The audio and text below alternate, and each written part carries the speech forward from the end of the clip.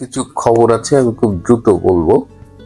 তার আগে একটু বলতে চাই যে আপনারা আজকে নিশ্চয়ই অনেকে খেয়াল করেছেন যে আজকে বরিশালে সুজনের মানে সুশাসনের জন্য নাগরিক সুজনের বদিউল আলম মজুমদার, সেখানে সুজন বরিশাল শাখার সাথে একটা মিটিং করেছেন এবং তারপরে সাংবাদিকদের সাথে তিনি কথা বলেছেন এবং সেখানে তিনি বলেছেন, আমি তার মানে একটা পত্রিকার হেডলাইন থেকে বলছি যে নিরপেক্ষ তত্ত্বাবধায়ক সরকার ছাড়া সুষ্ঠু নির্বাচন সম্ভব নয়।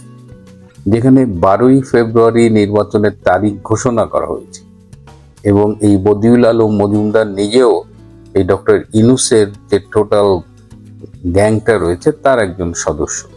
তো বদিউল আলম মজুমদার আজকে বরিশালে কেন বলছেন যে এই নিরপেক্ষ তত্ত্বাবধায়ক সরকার ছাড়া সুষ্ঠু নির্বাচন সম্ভব নয়?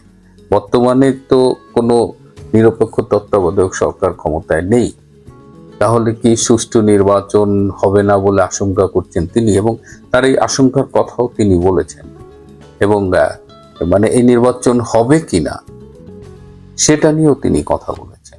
তো ইউনূস শিবিরের ভেতরের একজন যখন বলেন এই নির্বাচন হবে কিনা কিংবা সুষ্ঠু নির্বাচনের জন্য একটা নিরপেক্ষ তত্ত্বাবধায়ক সরকার দরকার, তখন আমরা কি মেসেজ পাই? এদিকে আমাদের বাংলাদেশে আমেরিকান যে নতুন রাষ্ট্রদূত ব্রেন্ট ক্রিস্টেনসেন তিনি এসেছেন এবং এসেই তিনি তার তৎপরতা শুরু করেছেন এবং যতদূর জানি যে তিনি 3 জন সুশীল সমাজের 3 জনের সাথে আজকে মিটিং করেছেন। তার মধ্যে একজন আবার উপদেষ্টা পরিষদের সদস্য, বর্তমান উপদেষ্টা পরিষদের সদস্য। তো তাদের সাথে তিনি মিটিং করেছেন। কি নিয়ে কথা বলেছেন আমি এখনো ঠিক জানি না, কিন্তু আমার ধারণা এই আসন্ন নির্বাচন নিয়েই তিনি কথা বলেছেন। আবার ঠিক একই সাথে আমরা দেখছি যে আমাদের পার্শ্ববর্তী ভারতের সাথে আমেরিকার একটা সম্পর্কের টানাপোড়েন চলছে এবং ট্রাম্প মৌখিকভাবে অনুমতি দিয়েছেন যে ভারতের উপরে ট্যারিফ 50% এখন আছে, সেটাকে নাকি 500% করা হবে। তো এই অবস্থায় ভারতের যে নবনিযুক্ত রাষ্ট্রদূত সার্জিও গার তিনি গতকাল দূতাবাসে একটি বক্তৃতা করেছেন এবং তিনি বক্তৃতায় বলেছেন যে আমেরিকার কাছে সবচেয়ে গুরুত্বপূর্ণ দেশ হলো ভারত এবং তারা একটা প্রযুক্তি কেন্দ্রিক একটা জোট করেছে রিসেন্টলি, প্যাক্স সিলিকা। এই প্যাক্স সিলিকায় তারা এখন ভারতকে চাইছে যে ভারত এখানে জয়েন করুক এবং সার্জিও গার একটা খুব ইম্পর্টেন্ট কথা বলেছে যে তিনি ট্রাম্পের সাথে পৃথিবীর অনেক দেশ ঘুরেছে, তিনি ট্রাম্পের খুব ঘনিষ্ঠ এবং তিনি দেখেছেন যে মোদি আসলেই ট্রাম্পের খুব ক্লোজ ফ্রেন্ড।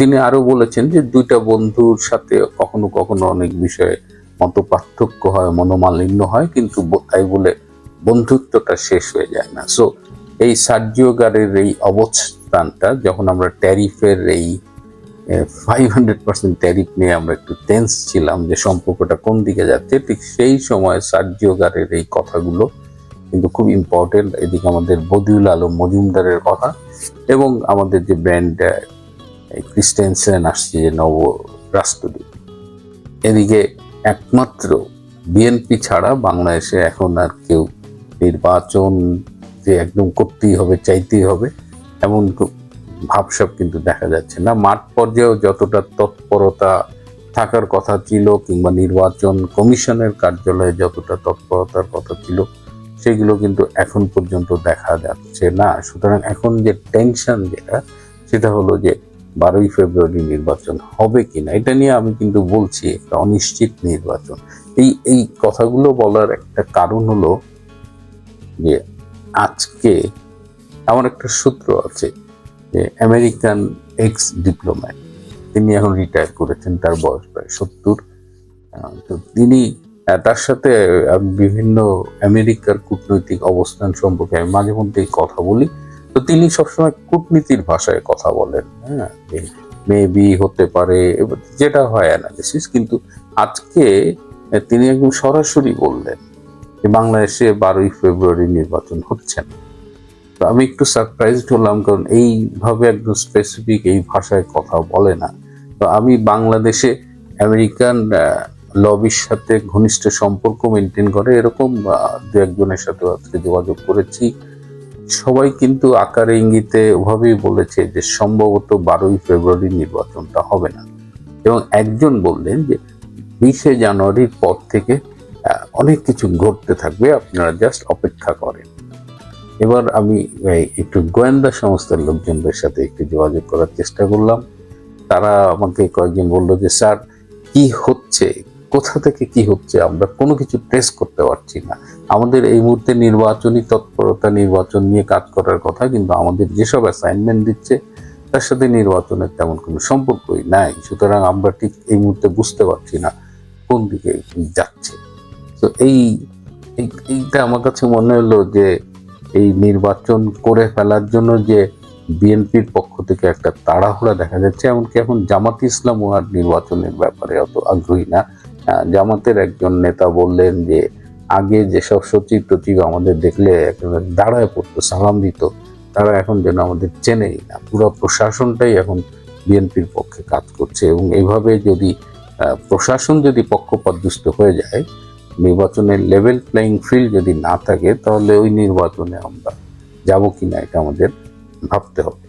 বাংলাদেশের ইলেকশন নিয়ে যখন অনিশ্চয়তা, তখন আমি একটু আন্তর্জাতিক একটা বিষয় বলবো যে আপনার ইরানের একটা সাম্প্রতিক পরিস্থিতি দেখতে পাচ্ছেন। গত 2-3 সপ্তাহ ধরেই সেখানে বর্তমান সরকারের বিরুদ্ধে আন্দোলন চলছে, যে আন্দোলনটা অনেকেই বলছে যে বাংলাদেশ, শ্রীলঙ্কা, নেপাল সেই রেজিম চেঞ্জের আন্দোলন, এবং এই আন্দোলনটা বেশ সিরিয়াস হয়ে গেছে। এবং আমরা ভিডিও দেখেছি যে যারা বিক্ষোভ করছে বর্তমানের সরকারের বিরুদ্ধে, তাদের হাতে অস্ত্র দেখা গেছে, এবং বলা হচ্ছে যে আন্তর্জাতিক গোয়েন্দা সংস্থা নাকি এইসব অস্ত্র সরবরাহ করেছে।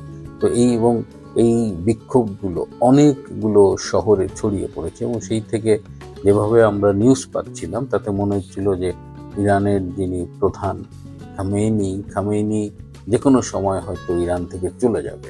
কিন্তু আজকে একটা ভিডিও দেখলাম যে আজকে ইরানের সরকার সমর্থকরা রাজপথে নেমেছে, লক্ষ লক্ষ লোক বিভিন্ন শহরের রাজপথে নেমেছে, এবং আজকে কিন্তু এই আন্দোলনকারী যারা বিক্ষোভকারী জেনজি, তাদের কিন্তু আজকে তেমন দেখা যায়নি। সুতরাং এই যে জিনিস, এটা আমি কেন বলছি সেটা বলি যে একটা সরকার, তার প্রধান শক্তি হলো তার রাজনৈতিক সংগঠন, এবং এই ইরানে যখন রাজনৈতিক সংগঠন সরকারের পক্ষে সমর্থনে নেমেছে, তখন কিন্তু আবার পুরো সিনারিও কিন্তু আর আগের মতো একদম ওয়ান সাইডেড নাই যে সরকারের পতন সময়ের ব্যাপার।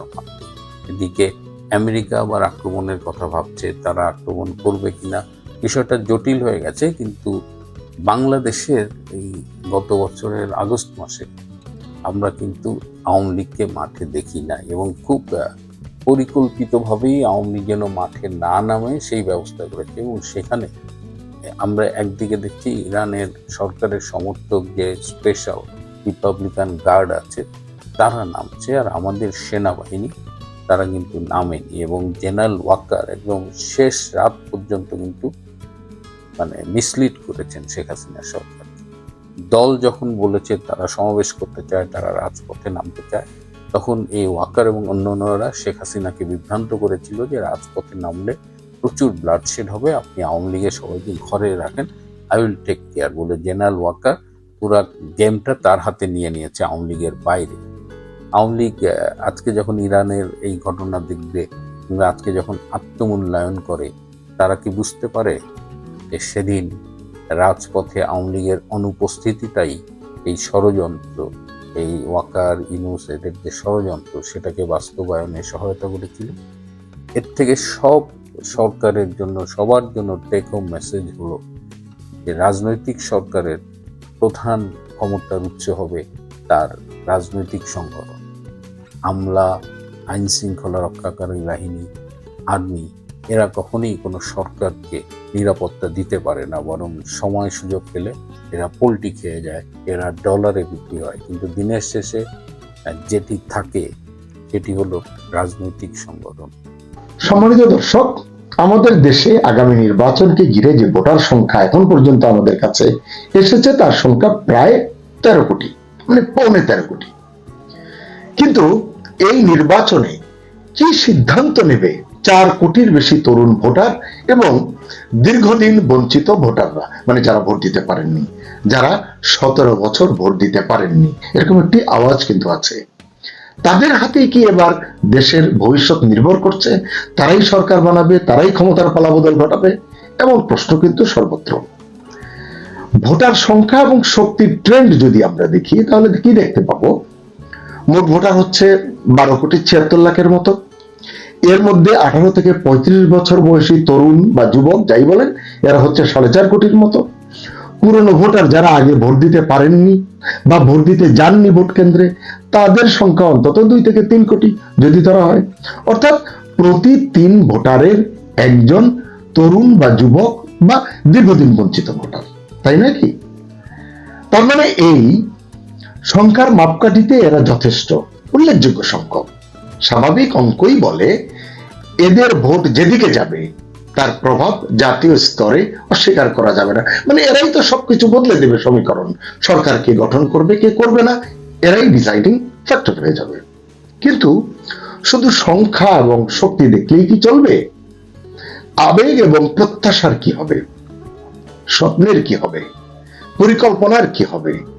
17 বছর যারা ভোট দিতে পারেননি, সেই বঞ্চিতরা এবং প্রথমবার হওয়া ভোটাররা, যারা প্রথমবার ভোটার হয়েছেন, ধারণা করা হচ্ছে এরা এবার ভোট দিতে পারবেন। ধারণা করছি, নাও হতে পারে। তবু প্রশ্ন তুলে রাখছি, এরা যথাযথভাবে ভোট দিতে পারবেন তো? সময়ের প্রয়োজনে প্রশ্নটি গুরুত্বপূর্ণ হয়ে উঠতে পারে। প্রথম ভোটই আমার দেশের ভবিষ্যৎ গড়বে, এরকম বক্তব্য এবং আবেগ যারা ধারণ করেন, ওই যে নতুন ভোটারদের, তারা মনে করছেন তারা ভোট দিয়ে তাদের পছন্দের প্রতিনিধি তৈরি করবেন এবং তাদের মাধ্যমে দেশের পরিবর্তন হবে। এই আবেগ, এই বক্তব্য যারা ধারণ করেন, তারা কোন গোত্রভুক্ত এটি কিন্তু চিহ্নিত করতে হবে। সেটা খুব গুরুত্বপূর্ণ, কারণ কার হাতে আমি রাজদণ্ড তুলে দিচ্ছি। বলে না যে বানরের হাতে খুন্তি দিলে যেমন হয়, আবার একজন ভালো মানুষের হাতে ছুরি চাকু যাই দেন না কেন, সেটি ভালো কাজেই ব্যবহৃত হয়। এখানেও কিন্তু বিষয়টি সেরকম। কারণ এই যে আলোচনাটি করলাম বা আলোচনাটি করছি, এখানে জুলাই আন্দোলনের উত্তরাধিকার, 2024-এর গণ অভ্যুত্থানের সৈনিকদের কথা অনেকেই বলবেন, স্বাভাবিক। কিন্তু তারা তো বলেই যে গত 18 মাসের রিপোর্ট কার্ড দেখে যদি তাদেরকে মূল্যায়ন করতে হয়, তাহলে এখানে যদি আছে কিন্তু আছে। সেই যদি কিন্তু সমাধানটি কে করবে? জুলাই আন্দোলনের কতিপয় আজকাল, মানে কতিপয় নেতা, আর বললাম না, নেতা তাদেরকে বলা যায় কিনা এটি প্রশ্ন সাপেক্ষ। তারা আজকাল যে ভাষায় আন্দোলনের স্লোগান দেয়, হুঙ্কার দেয়, তাদের দেখে কোনো সাধারণ মানুষ তাদের হাতে দেশ ছাড়তে চাইবেন বলে কেউ মনে করেন না। অথচ এটা বোঝার ক্ষমতা তাদের নেই। থাকলে দিনে দুপুরে রাতে তারা এই ধরনের অশ্লীল, অশ্রাব্য, অশোভন ভাষায় রাজনীতির নামে এক ধরনের তথাকথিত শক্তির যে দম্ভ, সেটি তারা দেখাতো না। এবং আমি অবাক হই, এদের যারা পৃষ্ঠপোষক, তারাও তাদের লাগাম টানবার এতটুকু চেষ্টা করে না। নাকি তাদের ভয়, তারা যদি এই উঠতি তরুণদের যারা উচ্ছৃঙ্খলতার দিকে চলে গেছে বা যাচ্ছে, তাদেরকে যদি তাদের আটকাতে যায়, তাহলে এই পৃষ্ঠপোষকদেরই হয়তো গোড়া কাটা যাবে। হতে পারে, কোনো কিছু অসম্ভব নয় এই দেশে। কারণ ওরা কেবল ছিঁড়া ফেলাইবার স্লোগানই দিতে পারে। জাতি গঠনের চিন্তা, স্বপ্ন এবং ভাষা ওদের মেধায়, মননে কতটুকু আছে, এটা নিয়ে সাধারণ মানুষ প্রশ্ন তুলছেন। জানি না তাদের বোধোদয় হবে কিনা। অথচ এবারের ভোট শুধু ভোট নয়, এটি হতে পারত বঞ্চনার প্রতিশোধ। যে বঞ্চনার কথা অনেকেই বলেন সুযোগ পেলে, মেনে নিচ্ছি তারা বঞ্চিত হয়েছেন, তাহলে সেই বঞ্চনার প্রতিশোধটা সাফল্যের সঙ্গে ইতিবাচকভাবে অর্জন হিসেবে ফিরে পাওয়া দরকার, এটি তো স্বাভাবিক। এবং গণতান্ত্রিক যে অধিকার, যেটি নিয়ে তারা কথা বলেন, আফসোস করেন, সেটি পুনরুদ্ধারের সূচনা দিনও হতে পারে 12 ফেব্রুয়ারি, যদি সেদিন ভোট অনুষ্ঠিত হয়। সেই ভাবনাগুলো কি আছে সংশ্লিষ্টদের মনে? হয়তো আছে, কিন্তু এটি আমাদের পর্যন্ত আসে না, বুঝতে পারি না, বা আমাদেরকে তাদের আবেগ, আবেদন স্পর্শ করে না। তাহলে এই যে গ্যাপটি, এই গ্যাপ পূরণের দায়িত্ব কার? আবার যদি দেখি যে একটা পক্ষ তো কয়েকটি বিশ্ববিদ্যালয়ের ছাত্র সংসদের যে ফলাফল, সেই ফলাফলকে গ্রিন সিগন্যাল ভেবে এমন সব কর্ম করে চলেছে যেন বিজয়ের ফাইনাল সংকেত তারা পেয়ে গেছে। তবে এটা ঠিক, আমি বিশ্ববিদ্যালয়গুলোর সংসদের নির্বাচনকে খুব যদি গুরুত্ব নাও দেই, সেখানে যারা নির্বাচিত হয়ে এসেছে তারা কিন্তু তাদের পরিবারের ভোটে কিছুটা প্রভাব ফেলতেই পারে, ফেলবে এটি বোঝা যায়। এখানে রাষ্ট্র এবং সরকারের চিন্তা এবং কর্ম পরিকল্পনা নিয়ে মন খারাপের আয়োজনও কিন্তু কম নেই, কারণ প্রত্যাশিত এই জায়গাগুলোতে অন্তর্বর্তী সরকারের কার্যকর ভূমিকা, ইতিবাচক ভূমিকা, গঠনমূলক ভূমিকা প্রয়োজন ছিল বা প্রয়োজন আছে। কিন্তু রাজনীতিক বলুন, সুশীল বলুন, যদিও এখন আর সুশীল আপনি খুঁজে পাবেন না, রাজনীতির পর্যবেক্ষক বলুন, বিশ্লেষক বলুন, রাষ্ট্রবিজ্ঞানী বলুন, তারা আসলে বলছেন যে বিশ্ববিদ্যালয়ের ভোট সরাসরি জাতীয় ভোট নয়, এটা তো আমরা সকলেই জানি। কিন্তু তারা বলছেন সামাজিক রাজনৈতিক নির্দেশনা কিন্তু এখান থেকে আসতে পারে, এখান থেকে মিলতে পারে। তাই প্রশ্ন, এই প্রভাব নির্বাচনে, জাতীয় নির্বাচনে কতটা দৃশ্যমান হতে পারে? তরুণ যুবা প্লাস দীর্ঘদিন বঞ্চিত ভোটাররা তারা কতটা সচেতন আসলে বাংলাদেশ নিয়ে? কারণ সচেতন না হয়ে শুধু সংখ্যায় বড় হলে কি চলবে? ভোটের মান এবং দিক নির্দেশের ক্ষেত্রেও তো এদের বড় হতে হবে, অর্থাৎ সচেতন হতে হবে। সরকারের ধরন, নীতি, রাষ্ট্র গঠন সবকিছু নিয়েই ভাবতে হবে এবং তার আলোকে ভোটাধিকার প্রয়োগ করতে হবে। যদি ভোট হয়, যদি তারা ভোট প্রয়োগ করতে পারে, মানে দিতে পারে। যদি এই ভোটাররা, যাদের নিয়ে কথা বললাম এতক্ষণ, তারা প্রকৃত চাহিদা বুঝতে পারে, চোখ বন্ধ করে আগামীর বাংলাদেশ তারা দেখতে পায় যদি, এবং সেই আলোকে যদি তারা সমর্থন দেয়, তাহলেই নতুন সরকার হতে পারে সকলের প্রত্যাশার সরকার। জোর করে ঐক্য হয়েছে দেখিয়ে বাছাই কিছু মানুষের হাতে দেশ তুলে দেওয়ার নাম জাতীয় ঐক্য নয়, যে প্রক্রিয়াটি এখন সন্তর্পণে চলছে। দেশের ঐক্যের পেছনের মূল কথা হলো, চলো সবাই মিলে ভাগ করে খাই। এই যে এখনকার যে ঐক্য, এটি কিন্তু সাধারণ মানুষ ভালোই বুঝতে পারে। তবে যত কথাই বলি, যারা 17 বছর ভোট দিতে পারেননি তাদের হাতেই এবার ক্ষমতার চাবি, যদি যথাযথভাবে তারা প্রয়োগ করতে পারে। তাই এখন প্রশ্ন, তারা কি দেশকে নতুন পথে নিয়ে যাবে, নাকি ভুলের পুনরাবৃত্তিই হবে? কমেন্টে জানান আপনার মতামত। সবাই ভালো থাকুন। আল্লাহ হাফেজ।